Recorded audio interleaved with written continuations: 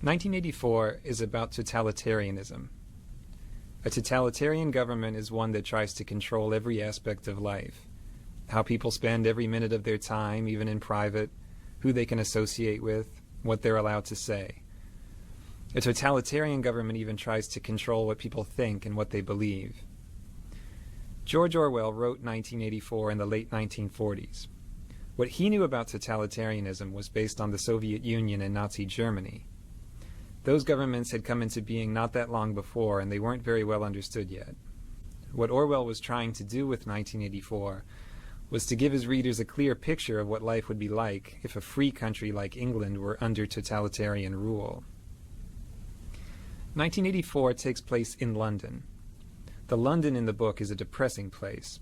There's never enough to eat, the food's disgusting, there aren't enough clothes or shoes or anything to go around, and the city is pretty dilapidated, except for these giant pyramid-shaped government buildings that rise above the landscape. There's some sort of war going on, though no one really understands what it's about. Rockets frequently explode in the streets and blow people to bits. The worst part is that the government is always watching everything people do. There are these posters of Big Brother, who's supposedly the leader of the government, that say, "Big Brother is watching you."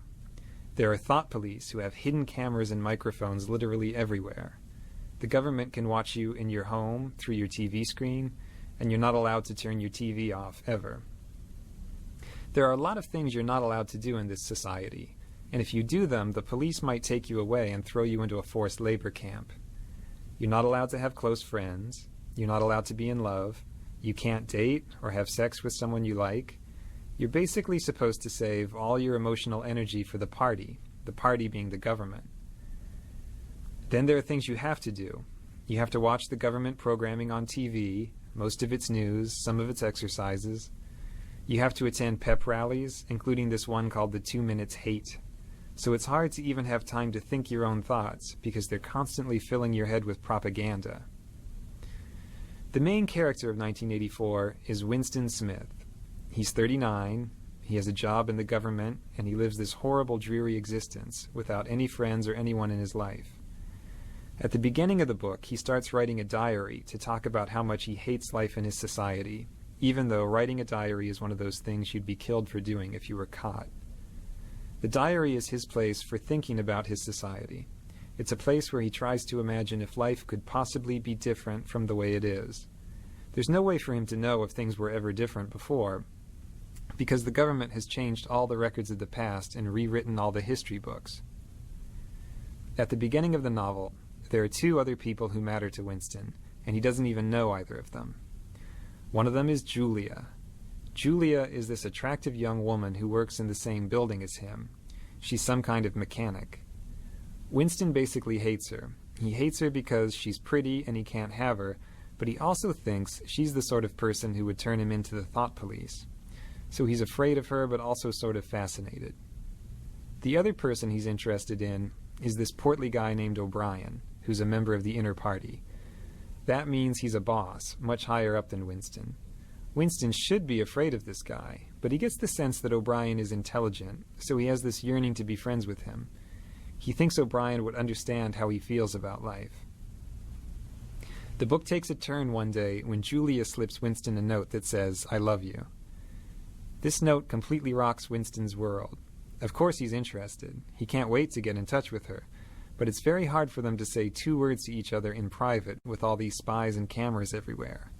Finally, they do manage to get out to the country, and they start this mad love affair. The love affair makes them both very happy.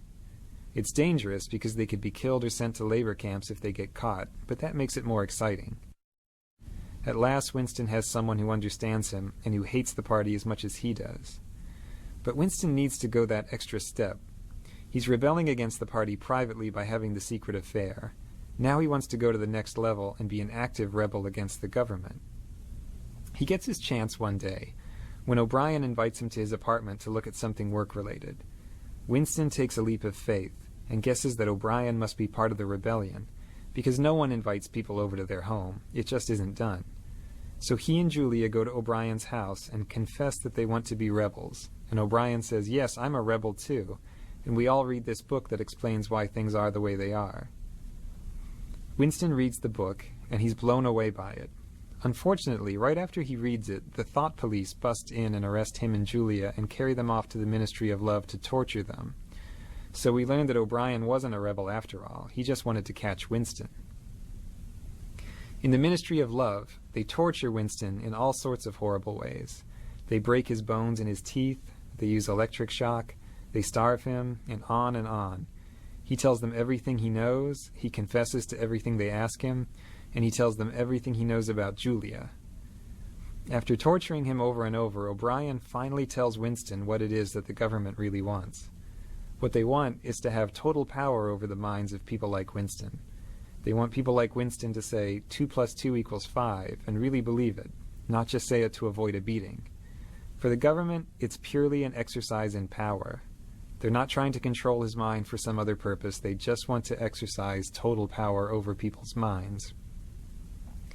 They finally do break Winston completely in this place called Room 101, where they do whatever it is you're most afraid of.